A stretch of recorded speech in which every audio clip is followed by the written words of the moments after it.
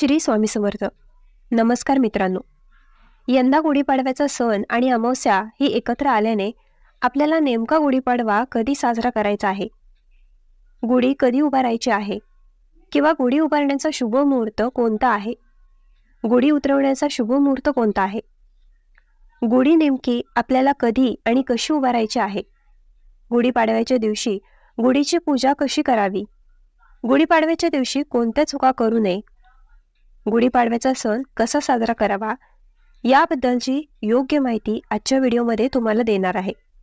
थोडासा वेळ काढून नक्कीच हा व्हिडिओ संपूर्ण बघा, कारण की हा व्हिडिओ पाहिल्यानंतर तुमच्या मनामध्ये गुढीपाडव्याच्या सणाविषयी किंवा गुढीपाडव्याचा सण कसा साजरा करायचा, का साजरा केला जातो, याबद्दलची कोणतीही शंका मनामध्ये राहणार नाही.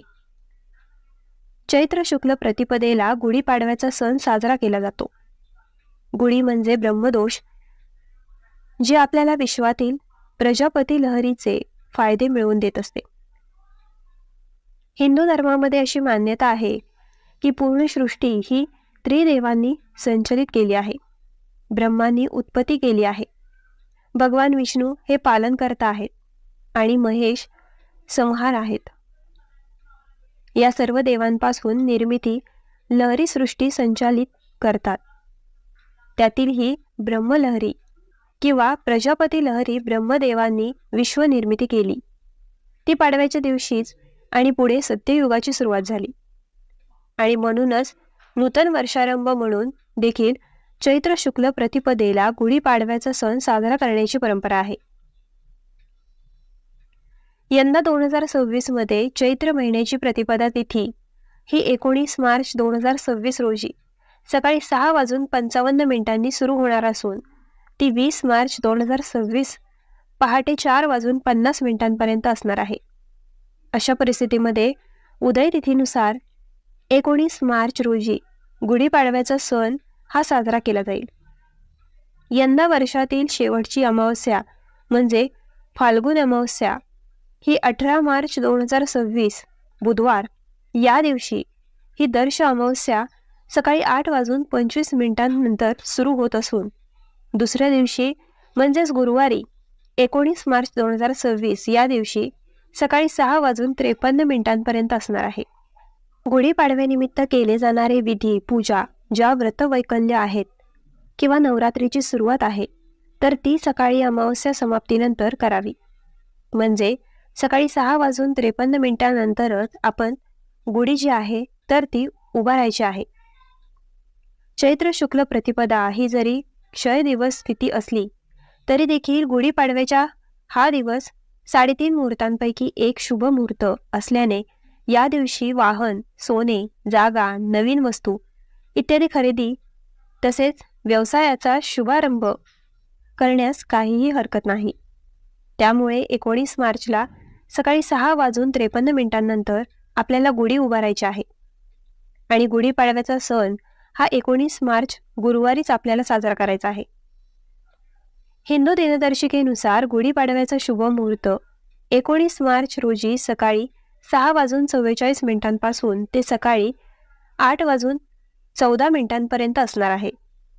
या वेळेमध्ये तुम्ही गुढी उभारण्याचा प्रयत्न करावा.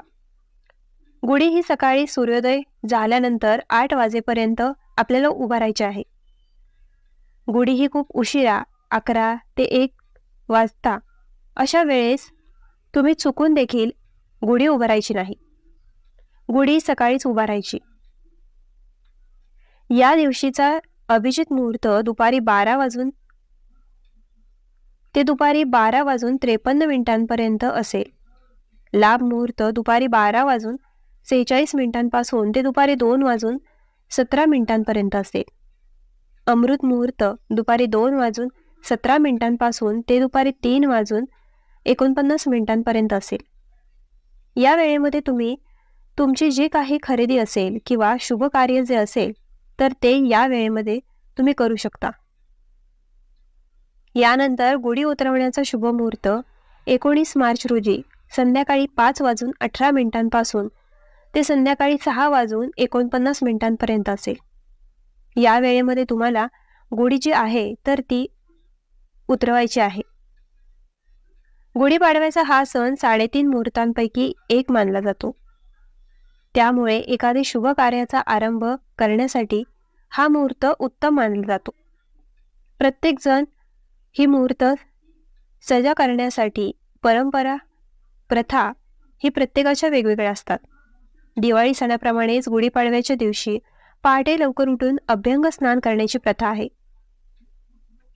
अभ्यंग स्नानाने विशेष असे महत्त्व आहे.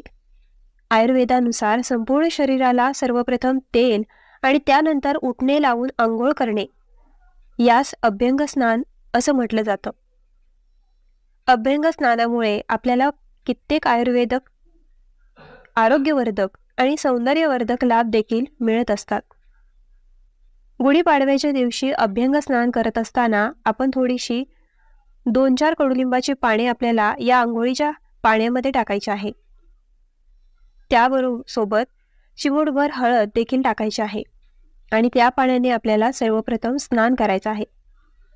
शरीराला थंडावा देणाऱ्या कडुलिंबाची पाने आंघोळीच्या पाण्यामध्ये घातल्याने किंवा ती वाटून अंगाला लावल्याने आरोग्याच्या दृष्टीने ते हितकारक समजले जातात. कारण की यामुळे जी पचनक्रिया आहे तर ती सुधारते, पित्तनाश होतो, त्वचा रोग बरे होतात आणि शरीरातील उष्णता देखील संतुलित ठेवते. कारण की सध्या आपल्याला उन्हाळा बाधू नये म्हणून गुढीपाडव्याच्या सणाच्या सुरुवातीलाच आपण कडुलिंबाची पाने जी आहेत तर त्या या सणाला वापरत असतो. आपल्या पूर्वजांनी ही एक योग्य आणि व्यवस्थित रीत बनवलेली आहे, जेणेकरून सणाच्या निमित्ताने या ज्या वस्तू आहेत तर त्या वापरल्या जातात आणि तो सण जो आहे तर त्या ऋतूमध्ये येत असतो आणि ऋतू बदलामुळे आपल्या शरीराला होणारा त्रास जो आहे तर तो देखील दूर होत असतो. त्यासाठी प्रत्येक सणाला अशा काही आयुर्वेदिक वस्तूंचं महत्त्व हे खूप सांगितलं जातं. सकाळी लवकर उठून अभ्यंग स्नान करून त्यानंतर सांगितलेल्या मुहूर्तावर आपल्याला गुढी जी आहे तर ती उभारायची आहे. गुढी उभारत असताना शक्यतो सकाळी लवकरच गुढी उभारायची आहे. आपल्याला एक वेळची काठी म्हणजेच बांबूची काठी आपल्याला घ्यायची आहे तर ती स्वच्छ करून घ्यायची आहे. तुम्ही जुनी तुमची काठी असेल प्रत्येक वर्षीची तर ती देखील तुम्ही स्वच्छ करून घेऊ शकता किंवा नवीन काठी जी आहे तर ती तुम्ही खरेदी करून आणू शकता. परंतु प्लॅस्टिकचा पाईप किंवा लोखंडी पाईप अशा ज्या वस्तू आहेत तर ते आपल्याला गुढी उभारताना चुकून देखील वापरायच्या नाहीत. बांबूची काठीच आपल्याला वापरायची आहे. काठी वापरत असताना त्याचा जो जाड भाग आहे तर तो खाली ठेवायचा आहे आणि निमुळता भाग आहे तर तो वरच्या बाजूला ठेवायचा आहे. अशा प्रकारेच आपल्याला काठी वापरायची आहे. काठी कधीही उलटी वापरू नका, जेणेकरून जाड भाग खाली होईल आणि निमुळता भाग वर होईल. त्यामुळे आपली प्रगती जी आहे तर ती खुंटत असते. त्यासाठी आपल्याला गुढीची काठी जी आहे तर ती अशा प्रकारे वापरायची आहे. गुढीला साडी नेसवत असताना आपण जी साडी बांधण्यासाठी सुतळीचा वगैरे वापर करू नये. तुम्ही अशा लाल पिवळा धागा ज्याला कलावा म्हणतात अशा कलावाचा वापर वगैरे करू शकता. परंतु गुढीला साडी बांधत असताना सुतळीचा वापर चुकून देखील केला जात नाही. याचं स्पष्ट कारण सांगायचं झालं तर गुढी ही शुभ कार्याचं किंवा नवीन वर्षाचं प्रतीक म्हणून आपण गुढीची पूजा करत असतो आणि सुतळी जी आहे तर ती शोक कार्यामध्ये मृतदेह बांधण्यासाठी वापरली जाते. यासाठी अशा शुभ प्रसंगी आपण सुतळीचा वापर करू नये. असा कलावाचा वापर तुम्ही करायचा आहे. गुढी हे समृद्धीचे, मांगल्याचे, ऐश्वर्याचे प्रतीक मानले जाते, ज्याला आपण ब्रह्मध्वज असे देखील म्हणत असतो. त्यामुळे गुढीला कोणत्या रंगाची साडी नेसवावी याबद्दल शास्त्रात काही गोष्टी सांगितलेल्या आहेत. गुढीच्या साडीसाठी रंग निवडताना तो प्रसन्न असावा, रंग गडद असला तरी उठावदार असावा, तसेच त्या रंगांचे धार्मिक महत्त्व देखील असावे. त्यासाठी गुढीला तुम्ही केशरी रंगाची साडी ही प्रामुख्याने वापरू शकता. केशरी रंग हा मांगल्याचा, विजयाचा रंग म्हणून ओळखला जातो. हिंदू धर्मात भगव्या रंगाला म्हणजेच केशरी रंगाला महत्त्वाचे स्थान आहे. गुढीपाडव्याचा सण हा हिंदू नववर्षाची सुरुवात म्हणून ओळखला जातो. त्यामुळे गुढीला केशरी रंगाची साडी नेसवणे शुभ मानलं जातं. यानंतरचा शुभ रंग येतो तर तो म्हणजे लाल रंग. हिंदू धर्मात लाल रंगाला सौभाग्याचं प्रतीक मानलं जातं. कोणत्याही धार्मिक आणि शुभ कार्यामध्ये लाल रंग वापरला जातो. नववधूसाठी देखील हा रंग शुभ मानतात. तसेच लाल रंग शौर्याचा रंग मानला जातो. त्यामुळे गुढीला लाल रंगाची साडी नेसवणं शुभ मानलं जातं. यानंतरचा रंग येतो तर तो म्हणजे हिरवा रंग. हिरव्या रंगाला देखील मंगल कार्यामध्ये महत्त्वाचे स्थान आहे. कोणत्याही शुभ कार्यात हिरव्या रंगाची साडी किंवा हिरवा चुडा सुवासिनी सौभाग्याचे प्रतीक म्हणून परिधान करत असतात. त्यामुळे गुढीला देखील या रंगाची साडी निश्चितच तुम्ही नेसून तिचे सौंदर्य तुम्ही खुलवू शकता. यानंतरचा रंग म्हणजे गुलाबी रंग. गुलाबी रंगाचे देखील एक वेगळे असे वैशिष्ट्य धार्मिक कार्यामध्ये आहे. होळीच्या सणाला गुलाल लावून या सण आनंदाने साजरा करतात. तसेच देवांना सुद्धा गुलाल लावून होळी खेळतात. म्हणून हा रंग शुभ मानला जातो. या रंगांची साडी सुद्धा उठावदार दिसते. त्यामुळे गुढीसाठी गुलाबी रंग तुम्ही वापरू शकता. यानंतरचा रंग म्हणजे पिवळा रंग. पिवळ्या रंगाला तेजस्वी आणि शुभ मानलं गेलं आहे. हा रंग भगवान विष्णूंना अतिशय प्रिय आहे.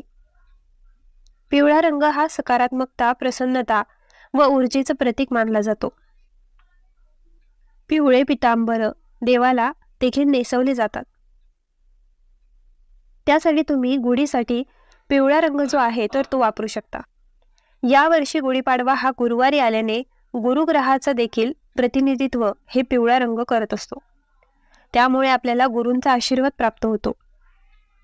आपल्या कुंडलीतील गुरु ग्रह बळकट होऊन आपल्या कोणत्याही कार्यामध्ये अडचणी येत नाही.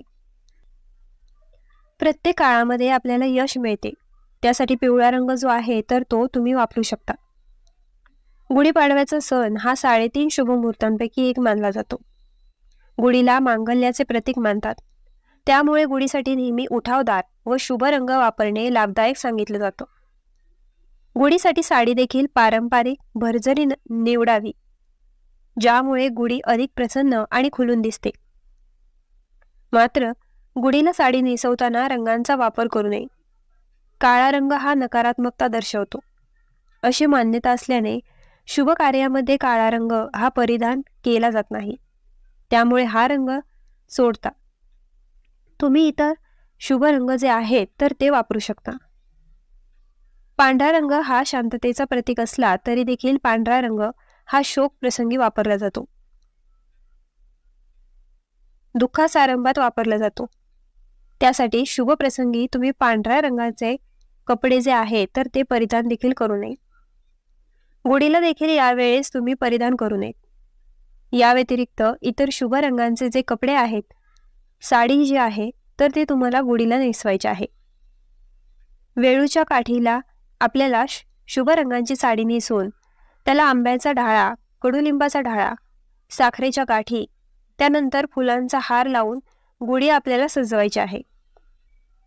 तांब्याचा कलश घेऊन त्यावरती आपल्याला ओल्या कुंकवाने स्वस्तिक हे शुभचिन्ह काढून त्यानंतर तो तांब्याचा कलश उलटा करून आपल्याला गुढीला अडकवायचा आहे. आणि त्यानंतर गुढी जी आहे तर ती पाटावरती दरवाजाच्या समोर आपल्याला दारामध्ये उभारायची आहे. गुढी उभारत असताना ती उंच उभारावी. गुढी उभारत असताना आपल्या घराच्या मुख्य दरवाजाच्या उजव्या बाजूस आपल्याला गुढी जी आहे तर ती उभारायची आहे. पूर्व, पश्चिम, उत्तर दिशेला तुम्ही गुढी उभारू शकता, परंतु दक्षिण दिशेला गुढी चुकून देखील उभारू नये. गुढीची पूजा करत असताना आपल्याला सर्वप्रथम गुढीच्या काठीवरती 5 ठिकाणी 3-3 आपल्याला रेषा किंवा 5-5 चंदनाने रेषा ओढून त्यावरती हळदी कुंकू वाहून घ्यायचं आहे. हळदी कुंकू लावून घ्यायचं. सर्वप्रथम दिवा प्रज्वलित करायचा. अक्षतांच्या आसनावरती दिवा ठेवून दिव्याची पूजा करून घ्यायची. गुढीला देखील हळदी कुंकू काठीला लावून घ्यायचा आहे. तुम्ही गणपती बाप्पांची स्थापना सुपारी ठेवून देखील करू शकता. गणपती बाप्पांची पूजा करून गुढीची पूजा करून घ्यायची. गुढीला आपण तुपाच्या निरंजनाने किंवा 2 निरंजनांनी ओवाळायचं आहे. धूप दीप ओवाळून घ्यायचा आहे आणि गुढीकडे हे नवीन वर्ष जे आहे तर ते सुख समृद्धीचं जावं यासाठी प्रार्थना करायची आहे. गुढीपाडव्याला नैवेद्य दाखवत असताना सकाळी गुढीपाडव्याला आपल्याला भिजवलेली हरभऱ्याची डाळ, कडुलिंबाची पानं आणि गूळ मिसळून त्याचा नैवेद्य जो आहे तर तो गुढीला अर्पण करायचा आहे. हे जे आहे तर ते गुढीला वाहायचं आहे. त्यासोबतच गुढीला आपण गोड शेवयाचा भात देखील सकाळी दाखवायचा आहे आणि त्यानंतर दुपारी आपण पुरणपोळीचा नैवेद्य बनवायचा आहे. त्यासोबत श्रीखंड पोळीचा देखील नैवेद्य बनवता जातो. तुमच्या परंपरेनुसार हा नैवेद्य बनवून गुढीला अर्पण करायचा आहे. सायंकाळी गुढी उतरवत असताना आपल्याला गुढीला दही भाताचा किंवा दूध साखरेचा नैवेद्य दाखवून गुढी जी आहे तर ती उतरवायची आहे. गुढीपाडव्याला सकाळी आपण जेव्हा गुढीला कडुलिंबाची पाने, हरभऱ्याची डाळ आणि गूळ हे अर्पण करतो, वाहतो, त्यावेळेस उपाशीपोटी घरातील सर्वांनी देखील गुढीपाडव्याच्या दिवशी कडुलिंबाची पाने आणि गूळ हा जो गूळ आहे तर तो खायचा आहे. तर केवळ धार्मिक कारणांसाठीच नव्हे तर शरीरासाठी आरोग्यदायी फायदा देणारी ही परंपरा शास्त्रीय दृष्ट्या देखील महत्त्वाची आहे. उन्हाळ्याच्या प्रारंभी शरीराला आवश्यक असलेली ही जी परंपरा आहे तर ती खूप लाभदायक आहे. रोगप्रतिकारक शक्ती मिळवण्यासाठी कडुलिंबाची आणि गुळाचं सेवन हे लाभदायी मानलं जातं. तर मित्रांनो, आजचा हा व्हिडिओ आपल्याला कसा वाटला आम्हाला कमेंट करून नक्की सांगा आणि आपल्या ग्लो मराठी चॅनलला लाईक, शेअर, सबस्क्राईब आणि हाईप करायला विसरू नका.